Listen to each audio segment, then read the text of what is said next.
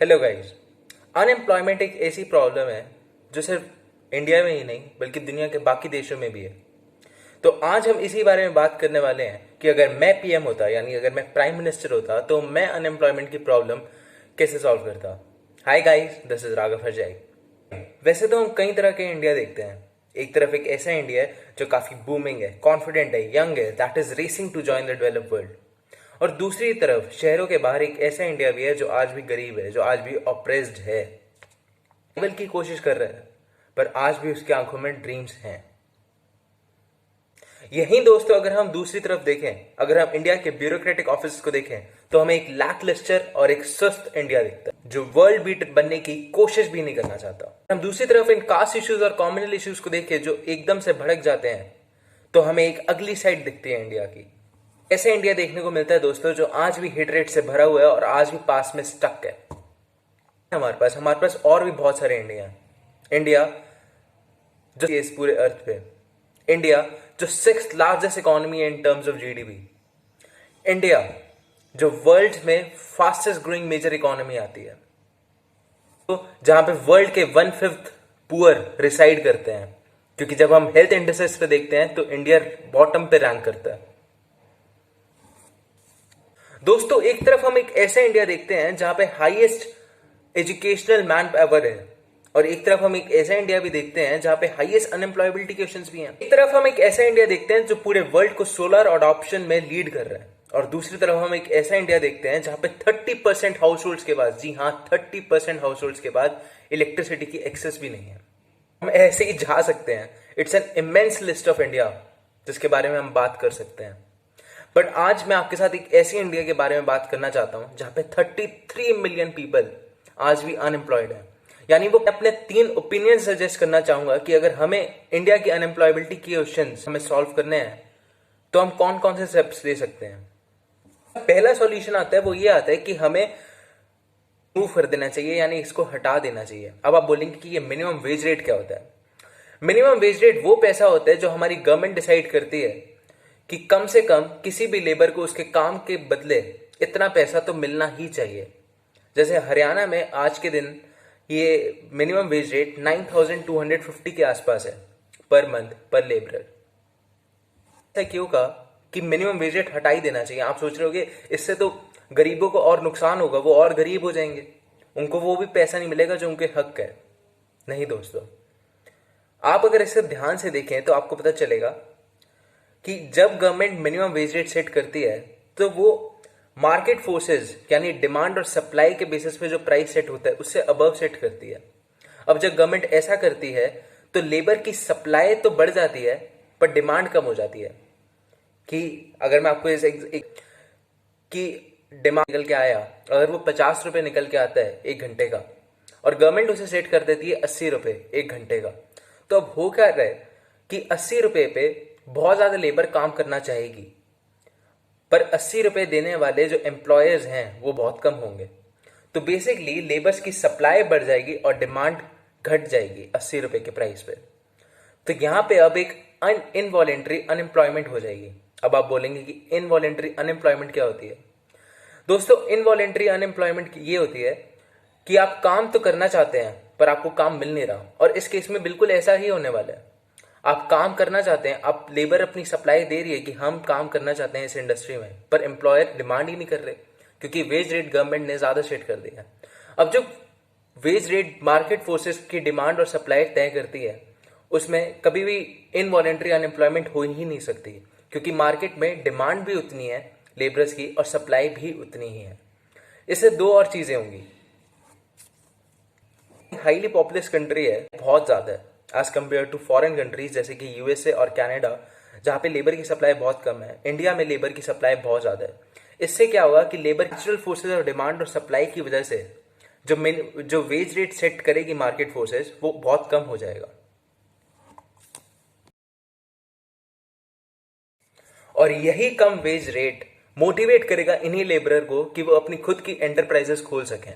कि इतने कम पैसे पे काम करके उन्हें भी कोई फायदा होने नहीं वाला, वो अपना घर भी नहीं चला पाएंगे, तो इससे अच्छा तो हम खुद ही अपनी एंटरप्राइज खोलते हैं, खुद ही अपने कॉपरेटिव्स खोलते हैं, दूसरों के साथ पार्टनरशिप करते हैं, कॉपरेटिव्स खोलते हैं, गवर्नमेंट एड से अपने खुद की कंपनी खोलते हैं, खुद के एंटरप्राइजेस खोलते हैं, माइक्रो लेवल पे काम करते हैं, पर खुद का काम करते हैं। तो इससे इंडिया में एंटरप्रेन्योरशिप, जो आज बहुत बड़ी नीड है इंडिया की, वो फुलफिल हो जाएगी। बहुत बड़ी नीड फुलफिल होगी, जो इंडिया की पॉपुलेशन बहुत कम होनी शुरू हो जाएगी। लोग बर्थ कंट्रोल पे बहुत ज्यादा ध्यान देंगे। ऐसा इसलिए दोस्तों क्योंकि लोगों को, खासकर इन लेबरर्स को, ये पता चल जाएगा कि अगर हम और बेबीज को बर्थ देते हैं तो ज्यादा बढ़ रही है, और जब ये और रहेगी तो प्राइस और नीचे चले जाएंगे।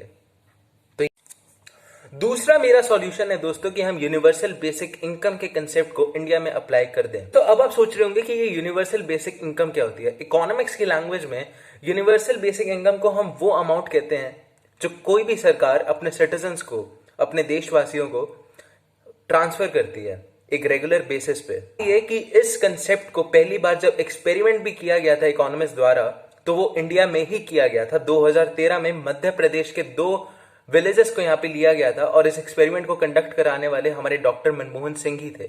बेसिक इनकम दी गई थी, वहां पे चाइल्ड लेबर बहुत ज्यादा हद तक रिड्यूस हो गया, क्योंकि लोगों को अब पैसे मिलने लगे तो उनको अपने बच्चों को काम करने नहीं भेजना पड़ा। यहाँ पे लिटरेसी रेट्स जो थे वो बहुत ज्यादा इंक्रीज हो गए, एक्सपोनेंशियली इंक्रीज देखा यहाँ पे हमें लिटरेसी रेट्स में, क्योंकि जब वो बच्चे चाइल्ड लेबर नहीं कर रहे थे तो उनके पेरेंट्स ने उनको स्कूल में, और इससे हमारा लिटरेसी रेट्स और बढ़ने लग गए उस विलेज के जहां पे यूबीआई दी गई थी। तीसरा ये हुआ दोस्तों कि लोगों ने अपनी हेल्थ पे ज्यादा खर्चा करना शुरू कर दिया, क्योंकि अब उनके पास ऑब्वियसली ज्यादा पैसे थे। चौथा, लोगों ने अपना पैशन फॉलो करना शुरू कर दिया, ना कि अपनी रूटीन जॉब के। तो इससे हैप्पीनेस लेवल, जो असली में हैप्पीनेस लेवल होता है दोस्तों, वो बहुत बढ़ गया इन विलेजेस का, जो काफी अच्छी बात है। आखिरी इफेक्ट यह आया कि लोग अपने बिजनेसेस शुरू करने लगे और उस बिजनेस में ज्यादा रिस्क भी लेने लग गए, क्योंकि उनको पता था कि एक फाइनेंशियल स्टेबिलिटी उनके पास पहले ही है, जो हमें गवर्नमेंट प्रोवाइड कर रही थी। इसका एक ये भी फायदा होगा दोस्तों कि जो हमने पहली पॉलिसी डिस्कस की थी, जिसमें हम मिनिमम वेज रेट हटा रहे थे, उसमें जब तक वो अपना लेबर वाला ही काम कर रहे हैं तब तक उन्हें एक फाइनेंशियल सपोर्ट मिलेगा, क्योंकि तब तक मिनिमम वेज रेट बहुत कम जा चुके होंगे और इतनी जल्दी कोई एंटरप्राइज खुलना बहुत मुश्किल होता है। तो तब तक उन्हें एक फाइनेंशियल सपोर्ट भी मिलेगा इस स्कीम की वजह से। बेसिक इनकम का ये होगा दोस्तों कि हमारी जीडीपी बहुत ज्यादा बढ़ने लग जाएगी, क्योंकि लोग और से ज्यादा डिमांड करने लगेंगे गुड्स और सर्विसेज की। जब ये गुड्स एंड सर्विसेज की डिमांड बढ़ेगी पर मार्केट में स्टॉक नहीं होगा, तो अगले साल या अगले फाइनेंशियल ईयर में जो हमारे सप्लायर्स हैं, जो हमारे प्रोड्यूसर्स हैं, वो और ज्यादा गुड्स एंड सर्विसेज प्रोड्यूस करेंगे, ताकि इस बढ़ी हुई डिमांड को वो मीट कर सकें। इससे हमारी ग्रॉस डोमेस्टिक प्रोडक्ट यानी जीडीपी बहुत ज्यादा बढ़ने वाली है। कि अगर हम दे देंगे तो लोग लेजी नहीं हो जाएंगे, मतलब वो काम ही क्यों करेंगे। आपके दिमाग में भी ये क्वेश्चन आना है। और मेक्सिको में, जहां मैंने आपको बताया कि यहाँ पे अप्लाई किया जाता है, वहां पे ये देखा भी गया कि लोग लेजी हो जाते हैं, वो काम ही नहीं करते, क्योंकि उनको पता है एक फिक्स इनकम आ रही है।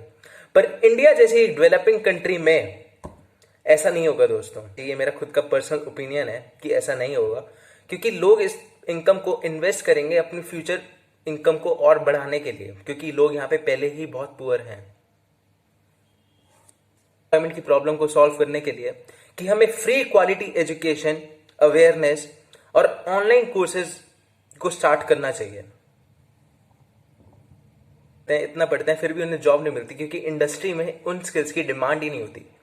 तो गवर्नमेंट को यहाँ पे एक इनिशिएटिव लेना चाहिए दोस्तों कि वो ऐसे स्किल्स को, ऐसे स्किल इंडस्ट्री की जिस चीज की डिमांड है, जैसे कि ऑटोमेशन की कोर्सेज आजकल बहुत हाई डिमांड पे हैं, और ऐसे कोर्सेज को ही हमें प्रमोट करने की जरूरत है।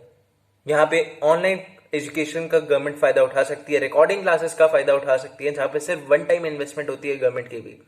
एक फिक्स कॉस्ट देनी होती है टीचर्स को उनको, और वो सब कुछ रिकॉर्ड हो जाएगा, और सबको ये लेक्चर्स फ्री में अवेलेबल करा सकती है गवर्नमेंट एक फिक्स कॉस्ट पे। तो उनका मंथली रिकरिंग एक्सपेंडिचर भी नहीं होगा, इससे उनके बजट पे भी इतना दबाव नहीं पड़ेगा, और एजुकेशन भी अच्छी मिलेगी, क्योंकि सबको बेस्ट स्टैंडर्डाइज टीचर से यहाँ पे एजुकेशन मिलेगी रिकॉर्डेड क्लासेस से। तो गवर्नमेंट को एक ऐसी सुविधा, यहाँ तक कि जो यूएस से, यूनाइटेड स्टेट्स ऑफ अमेरिका, जब वो अपनी डेवलपमेंट कर रहा था, जब वो एक डेवलपिंग कंट्री था और वो डेवलप स्टैंडर्ड मॉडल हमें दिया था डेवलपमेंट का, और उसमें एजुकेशन नंबर 1 पे था कि किसी भी कंट्री को अगर डेवलप होना है तो उनको ये 5 चीजें ध्यान रखनी है। उसमें सबसे पहला एजुकेशन ही था। तो मास एजुकेशन बहुत जरूरी है, और इसके लिए हमें कुछ करना होगा। एम्प्लॉयमेंट है एक कंट्री में, क्योंकि एक नेचुरल रेट ऑफ अनएम्प्लॉयमेंट हमेशा एग्जिस्ट करता है। वो इसलिए हो सकता है कि डिमांड भी है, सप्लाई भी है, पर लेबर एक जगह से दूसरी जगह जा नहीं सकते। मतलब डिमांड तो फरीदाबाद में है, पर एक लेबर न्यू दिल्ली से फरीदाबाद जा नहीं सकता। तो इसलिए फुल एम्प्लॉयमेंट का मतलब जीरो अनएम्प्लॉयमेंट नहीं होता।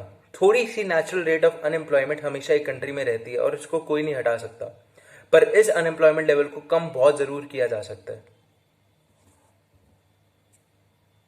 आखिर में इसको एक साथ इंप्लीमेंट करना बहुत जरूरी है, क्योंकि अगर आप मिनिमम वेज रेट हटा दोगे तो टाइम के लिए उनके लेबरर्स के पास। तो इसी के साथ हम इस वीडियो को एंड करते हैं। लाइक कीजिए वीडियो को, शेयर कीजिए, अपने दोस्तों के साथ शेयर कीजिए, अपने रिलेटिव्स के साथ शेयर कीजिए।